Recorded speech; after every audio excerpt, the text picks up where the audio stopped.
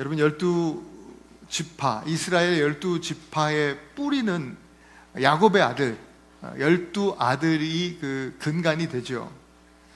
당시 족장 시대에는요, 아들이 그렇게 많으면 장자권이 어디로, 누구에게로 흘러갈 것인가, 이것이 큰 이슈였습니다. 혈통적인 장자는, 이스라엘 그 야곱의 아들 중에 혈통적인 장자는 첫 번째 아들 루벤이었습니다.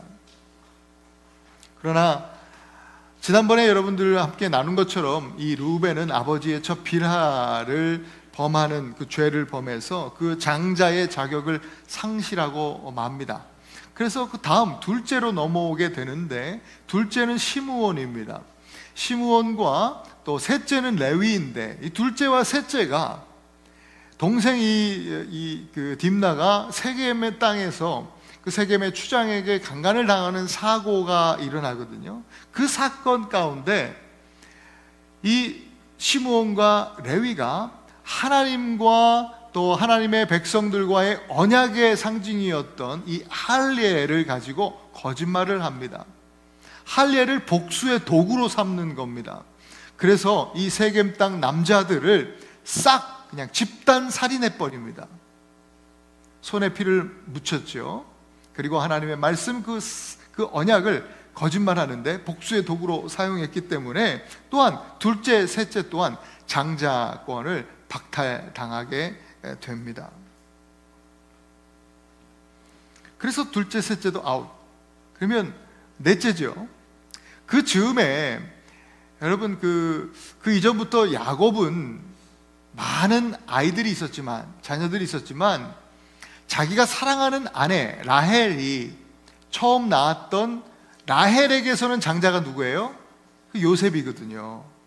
그러니까 어쩌면 제가 생각할 때는 이 야곱이 자기 진짜 부인은 라헬이라고 생각했던 것 같아요. 그래서 라헬이 낳은 첫 아들이니까 이 요셉에게 장자의 권한을 좀 주어야 되겠다라고 생각해서 어릴 때부터 채색옷은 곧 장자의 옷이라고 말씀드렸습니다. 채색옷을 입히고 그렇게 장자 훈련을 어릴 때부터 하지 않았는가 생각을 합니다. 그런데 이 야곱이 그렇게 아끼던 요셉을 이제 나머지 형들, 이 모든 형제들이 시기하죠.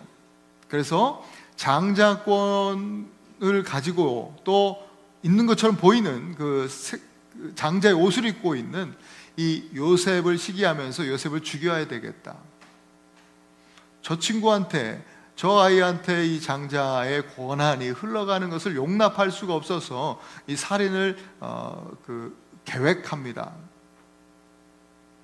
그때에 여러분, 이 넷째, 첫째, 셋째, 둘째, 셋째 다 아웃됐는데 넷째 이 유다가 나서서, 야, 그래도 이 요셉이 밉긴 하지만 우리 형제인데, 피를 나눈 형제인데 죽이는 것까지는 좀 그렇지 않냐, 죽이지는 말자라고 이야기를 할 때 다른 형제들이 귀담아 들었다라고 했어요. 그래서 이 넷째 요셉의 이 반짝 빛났던 그 리더십을 통해서 요셉이 죽지 않고 노예로 팔려가는 것입니다.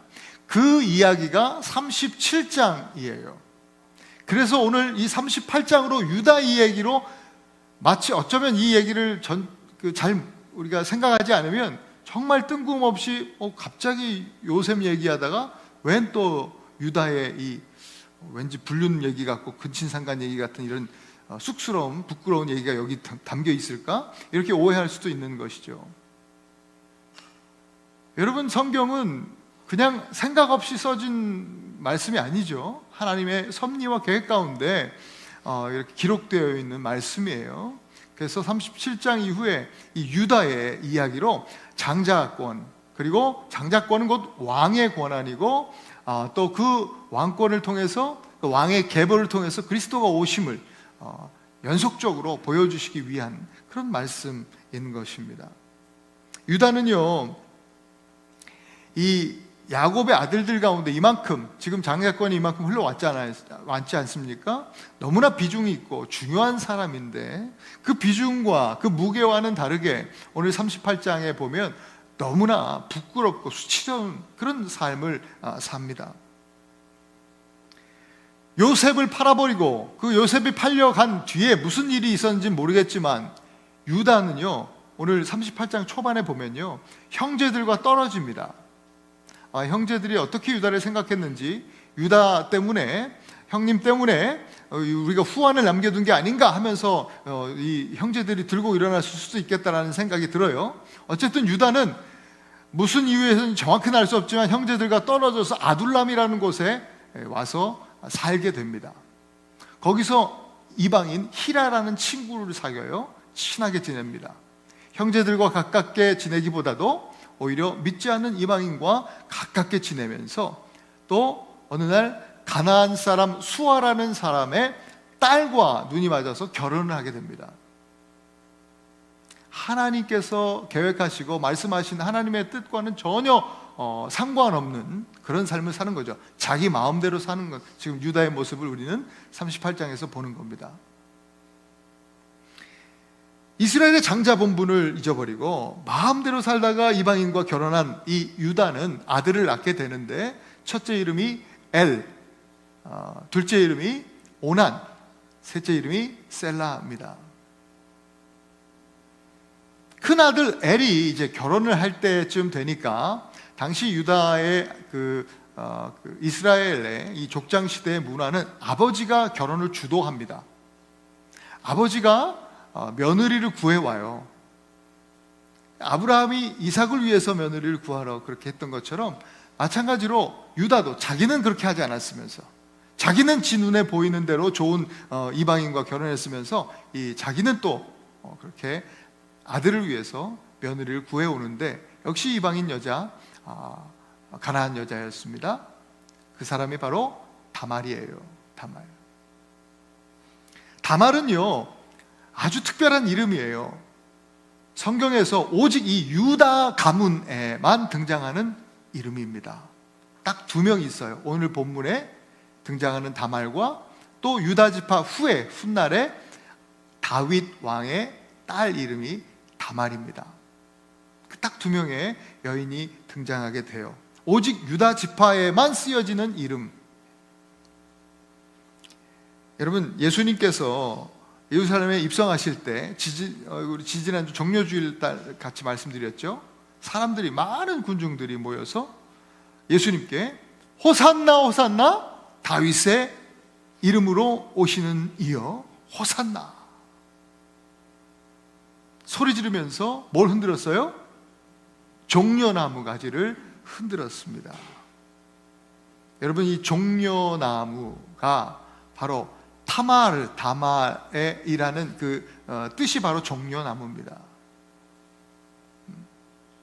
그러니까 자연스럽게 이 이미지, 다말이라고 하는 이미지, 종려나무라고 하는 이 단어, 이 이름으로 신약의 이 종려나무 가지를 흔들면서 환영했던 유대인의 왕, 또 다윗의 자손 오시는 예수 그리스도와 자연스럽게 연결시키고 있는 것이죠.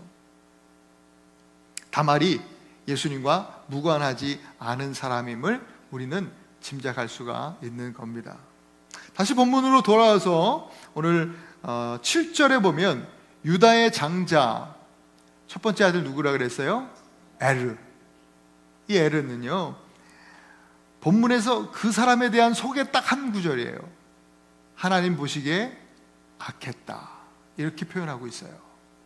여러분, 창세기 1장에 계속 반복되는 그 구절이 뭔지 아세요? 다들 기억하실 거예요. 하나님이 빛이 있으라 하시고 창조를 시작하셨잖아요. 첫째 날이 낮이 되고 밤이 되니 하나님 보시기에 좋았더라. 요 구절하고요 이 엘에 대한 소개가 정확히 반대되는 말이에요. 하나님 보시기에 악하더라. 하나님 보시기에 좋았더라는 조금 다르게 번역할 수 있어요. 하나님 보시기에 의로웠다라고 번역할 수 있어요. 여러분, 그 의로움이라는 것은요 하나님이 말씀하실 때 그 하나님의 말씀 앞에 모든 만물이 순종해서 그 순종의 결과로 열매가 맺혀질 때, 그것이 의예요. 의의 열매. 하나님이 말씀하시니 정말 아름다운 세상이 창조됐어요. 말씀의 모든 것들이, 모든 만물이 순종하여서 정말 아름다운 세상이 만들어지는 거예요. 그것을 의롭다 하는 거예요. 좋다라는 거예요. 그런데 이 엘은 전혀 반대예요. 하나님이 무슨 악을 범했는지 우리는 구체적으로 모르지만 성경에 보니까 하나님 보시기에 악하다. 뭐예요? 하나님 말씀하실 때 그 말씀을 거역하고 순종치 않았다라는 것을 우리는 알 수가 있어요. 하나님 보시기에 악했어요. 그래서 이 엘은 그 다음에 바로 여호와께서 그를 죽이셨다 했어요. 하나님 보시기에 악한 엘은 죽었습니다. 결혼하자마자, 다말과 결혼하자마자 얼마 안 가서 아이도 출산치 못하고 젊어서 죽었습니다.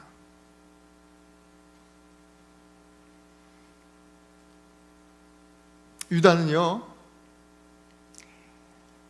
둘째 아들 오나를 이제 다말과 결혼을 시킵니다. 여기서부터 우리는 깜짝 놀라죠. 우리 문화로, 우리의 어떤 정서적 이해로 이게 도무지 이해가 안 되는 거예요. 아니, 아들이 죽었다고 해서 둘째를 어떻게 이 형수랑 결혼을 시키냐. 이것은 우리 문화로 보면 도무지 이해할 수 없는 일이지만, 여러분 당시 족장 시대에 이스라엘 문화 가운데는 계대 결혼이라고 하는 그 사회적 법, 문화를 넘어선 법이 있었습니다. 형이 결혼해서 후손을 낳지 못하고 죽었을 때에는 동생이 형수랑 결혼을 해서 그 후손을 이어가게 하는 그런 법입니다. 그래서 이것은 그 당시에는 너무나 자연스러운 거예요. 부끄러운 일도 아니고 그게 문화고 법이었어요. 당연하게 유다는 둘째 오난을 다말과 결혼을 시키는 것이죠. 그렇게 계대 결혼을 해서 자녀를 낳으면 그 아들을 낳으면 그 아들은 누구의 아들이 돼요? 형의 아들이 돼요. 문제는 뭐냐면 형이 죽었잖아요. 지금 장자권은 누구한테 왔어요? 그러면 오난이 갖게 되는 거예요. 그런데 형이 애를 못 낳고 말이지, 자기가 결혼해서 이제 애를, 아직도 아버지도 여전히 살아계시고, 이제 그런데 자기가 또 형수랑 결혼해서 아이를 낳으면 이 아이가 형의 아들이 되니까 장자의 권한은 자연스럽게 형의 아들에게로 물려지는 거예요. 아버지 재산이 나에게 와야 되는데 이게 아버지 재산이 2배나 많게끔 우리 이 아이한테 가게 생긴 거예요. 계산이 막 머리가 팍팍 돌아가는 거죠, 이 오난이. 그래서 이거는 절대로 그런 일이 있어서는 안 되겠다. 나는 그렇게 할 수 없다. 내가 받을 거 내가 포기 못한다. 그렇게 생각을 하면서 오늘 보니까 9절에 이런 말씀이 기록되어 있죠. 오난이 그 씨가 자기의 것이 되지 않을 줄 알므로 형수에게 들어갔을 때 그 형에게 씨를 주지 않으려고 땅에 설정하며. 여러분, 계대 결혼에서 동생이 그 본분을 다하지 않는다고 하면 그것은요, 그냥 말 그대로 불륜이고 치정이고 근친상간이 되는 거예요. 하나님 앞에서 너무나 악한 것이죠. 지금 오난이 그 악행을 저지르고 있는 거예요. 하나님 보시기에 악했다. 그래서 오난도 바로 죽습니다. 첫째 아들과 둘째 아들을 졸지에 그렇게 잃어버린 유다의 입장을, 그 아빠의 입장을 한번 생각해 보십시오. 얼마나 마음이 아팠겠습니까? 그 부부 관계나 그런 상황들은 아마 어쩌면 유다가 잘 몰랐을 수 있으니 그저 유다 입장은 아들 둘이 없어진 거예요. 젊은 나이에 그렇게 죽어버린 거예요. 그러면서 생각이, 인간적인 아주 그냥 기본적인 생각은 뭐예요? 내 이 두 아들을 잡아먹은 이 며느리 다말, 예뻐 보이겠어요? 이 다말과 결혼하면 다 죽잖아요, 이 아들들이. 둘이나 죽었는데 이제는 계대결혼법에 의하면 이제는 셋째를 다말에게 결혼시켜야 되는데 어떻겠습니까? 혹시 셋째도 죽는 거 아니야? 이런 생각이 당연스럽게 들어오겠죠. 그렇게 두려운 마음을 가지고 하나님 말씀을 믿지 않고 두렵고 떨리는 마음으로 이 다말에게 이제 좀 거짓말을 합니다. 핑계를 대면서, 야, 셀라가 아직 결혼하긴 좀 어린 것 같지 않냐? 너 좀 친정에 좀 가 있어라. 얘가 좀 크면 내가 너를 부를게 하면서 이 다말을 친정에 보냅니다. 시간이 많이 흘렀어요. 얼마나 흘렀는지 모르겠는데 유다의 아내가 죽습니다. 그 얘기가 나와요. 그리고 이미 셀라도, 셋째 아들도 결혼을 할 수 있을 만큼 충분히 장성했습니다. 그런데 유다는 다말을 부르지 않았습니다. 며느리를 속인 것이죠. 또 당시로서 마땅히 행해야 하는 사회적 의무 또한 다하지 않은 것입니다. 그때 다말은 기다리고 있지만은 않았어요. 다말이 굉장히 지혜로운 것 같아요. 머리가 비상해요. 당시 양털 깎는 날은 본문에 이제 이 38장에 등장하는 양털 깎는 날, 이 날은 이 동네의 축제예요. 큰 명절이에요. 그때 다말이 유다가 온다라는 소식을 들은 거예요. 그래서 치밀한 계획을 세우고 다말이 이제 얼굴을 베일로 가리고 거리에 나가서 길 어귀에 앉아 있었습니다. 15절에 보니까 유다가 이 양털 깎으러 이 축제에 참여하러 오면서 거리에서 이 얼굴을 가린 다말을 봤을 때 못 알아보고 창녀로 여겼다라고 성경은 기록하고 있습니다. 다말의 계획대로 흘러가는 겁니다. 와이프가 세상을 떠난 지 얼마 되지도 않았는데 이 유다는요, 이 거리의 여성을 보고 유다 입장에서 말이죠, 또 성적으로 유혹을 받습니다. 그리고 행동합니다. 그 여자에게 얼마면 되겠냐고 거래를 시작하는 거예요. 그래서 결국 값을 정한 것이 염소 새끼 한 마리 주겠다라고 했어요. 근데 지금 당장 염소 새끼를 끌고 온 건 아니니까 나중에 줄게, 그것도 외상으로. 그러니까 다말이 머리가 비상한데 그렇게 하겠습니까? 담보를 맡겨라, 이렇게 얘기하면서 뭘 담보하면 좋겠냐라고 했을 때 이 다말이 얘기한 것이 도장과 또 끈과 지팡이입니다. 이게 의미가 있는 것은요, 그 고대 시대, 족장 시대의 도장은 신분증입니다. 자기 도장은 다른 누구와도 같지 않은 유다의 신분을 밝히 보여줄 수 있는 그런 아이디와 같은 것이 도장이에요. 끈도 마찬가지예요. 그가 얼마나 어떻게 지난 생활 또 이 목동으로서 일들을 했는지 그 연수가, 그 삶의 이력들이 거기에 끈에 포함되어 있고, 지팡이도 마찬가지예요. 거기에 지팡이는요, 거기에 또 여러 가지 유다의 이력들이 써져 있어요. 그래서 누가 봐도 도장과 또 끈과 이 지팡이를 보면 유다의 것이구나. 요즘 우리 드라이버 라이센스와 같은 아이디와 같은 것들이란 말이죠. 그것을 담보로 맡깁니다. 그리고 유다는 그렇게 다말과 며느리와 관계를 갖습니다. 결국 다말이 임신을 하게 되죠. 당시 족장들은요, 이 장자권이라고 하는 것은 우리가 생각하는 것보다 훨씬 더 큰 파워가 있었어요. 권한이 있었습니다. 이 장자권을 가진 사람들은 재판장에 이 권한이 있었어요. 권위를 갖고 있었어요. 3개월이 지난 후에 이 다말이 임신한 것이 알려지게 된 거예요. 그것 때문에 재판이 열렸어요. 재판장이 유다지요. 근데 이 재판장 마음에 감정적으로 이 다말에 대해서 좋은 감정이 있었어요? 없었어요? 없었거든요. 다말이 없어져야만, 저 여자가 죽어야만 우리 셀라 우리 막내 아들 이거 결혼시킬 수 있을 텐데, 이렇게 생각하던 사람이에요. 그러니까 얼마나 호재예요. 잘됐다.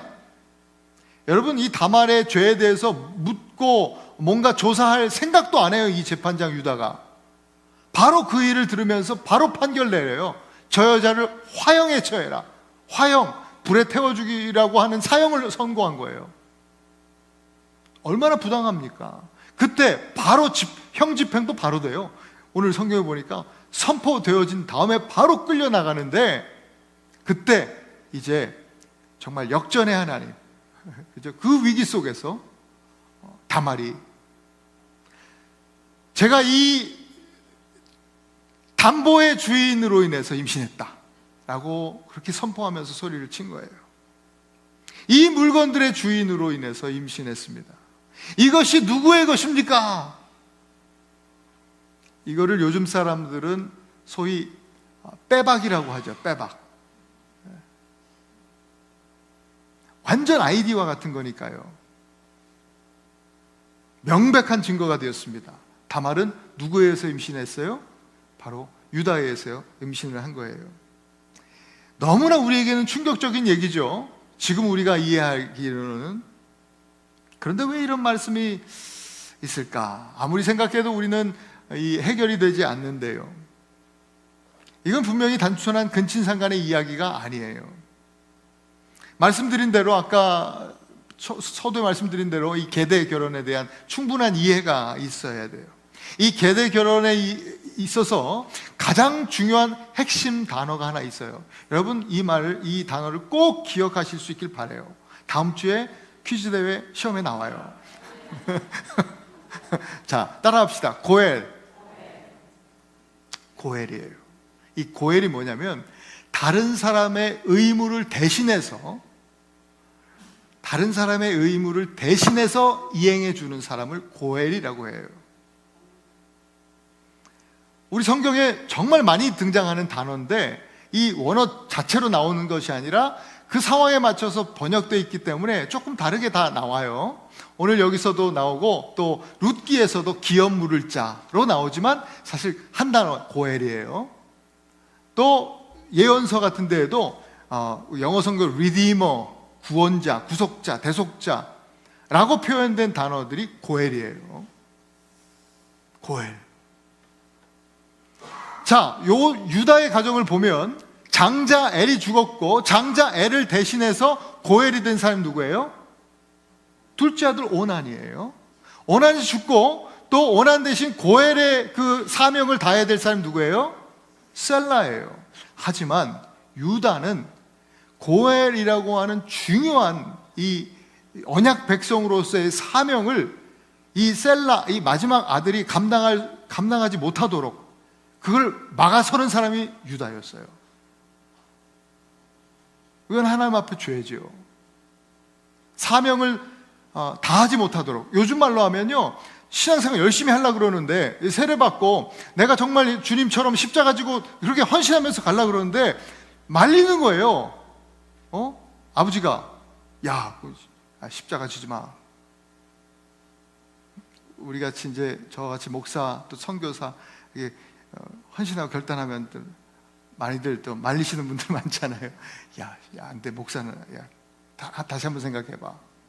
그 정도가 아니라 사실은 이 유다는요, 이 아들을 절대로 못하게 하게끔 그렇게 계속 사명의 자리를 맡고, 더더욱이 다말을 죽이려고 했어요. 너무나 악한 일이죠. 하나님에 대한 불신, 그냥 당시의 사회 법을 어긴 정도가 아니라 하나님 말씀에 대한 불신이고 믿음 없음이죠. 여러분, 셀라를 일단 제외시키면, 고엘에서 빼뜨려 버린다면, 셀라가 고엘의 의무를 담당하지 않는다면 사실 그 가정에 남은 고엘은 누구예요? 유다 자신 한 사람밖에 남지 않아요. 유다가 십자가 져야 되는 거예요. 유다가 고엘이 되어야 되는 거예요. 그런데 유다는 자발적 그 순종의 의사가 전혀 없어요. 고엘이 될 마음이 전혀 없어요. 그러니 어떡합니까? 다말이 나선 거예요. 그래서 다말이 얼마나 지혜로운 여자인지 몰라요. 하나님께 붙들린 믿음의 사람이었어요. 혹자는 다말이 윤리적 행동을 하지 못한 이 창녀에 비유하면서 부정한 여인인데 하나님이 은혜 베풀어 주셔서 그리스도의 가문에 들게 하셨다, 이렇게 하는 설교 저도 많이 들었어요, 어릴 때. 근데 아니더라고요. 아니에요. 그거 아니에요. 오늘 26절에 보면 유다가 선포해요. 그는 나보다 옳도다 그랬어요. 이걸 오늘 우리 성경 이렇게 번역했는데, 그는 나보다 의롭다, 이런 소리예요. 조금 풀어 얘기하면 다말은 내가 갖지 못한 의를 가진 의로운 여인이다, 이런 말이에요. 아까 의는 어떻게 생겨요?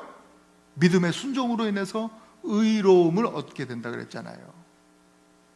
나는 불순종해서 이 고엘의 그 사명을 감당하지 못하는, 나는 내 안에는 의로움이 없지만 이 다말은 하나님 말씀에 믿음으로 순종하여 의로움을 얻은 그런 여인이다라는 그런 선포, 고백이에요. 다말의 행동은 단순히 그냥 창녀로서, 그냥 창녀의 행위로서 비난받아야 할 것이 아니라 오히려 이스라엘의 장자 가문에 주신 하나님의 이 언약, 약속을 이어나갈 수 있도록 했던 의로운 행동이었다라는 거예요. 여러분, 이것을 이해해야 38장 오늘 본문이 이 창세기가 풀려요. 이 의를 이루기 위해서 다말이 어떻게 했어요? 목숨을 걸었잖아요. 정말 죽기 일보 직전까지 갔어요. 진짜 목숨 걸고 한 거예요. 마치 에스더가 왕 앞에 죽으면 죽으리라 나아간 것처럼요, 이 다말이 유다 앞에 그렇게 목숨 걸고 나아간 거예요. 이 믿음으로 인해서 다말은 예수 그리스도의 계보에 첫 번째로 이름을 올린 여자가 되었어요.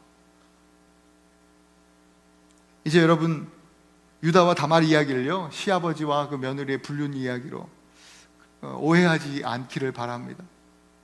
이 사건은 고엘, 곧 이 대속자가 되기를 거부하는 남자들 가운데 다말이라고 하는 이 지혜로운 여인의 믿음을 통해서 고엘의 의무가 이행되어지는 믿음의 이야기입니다.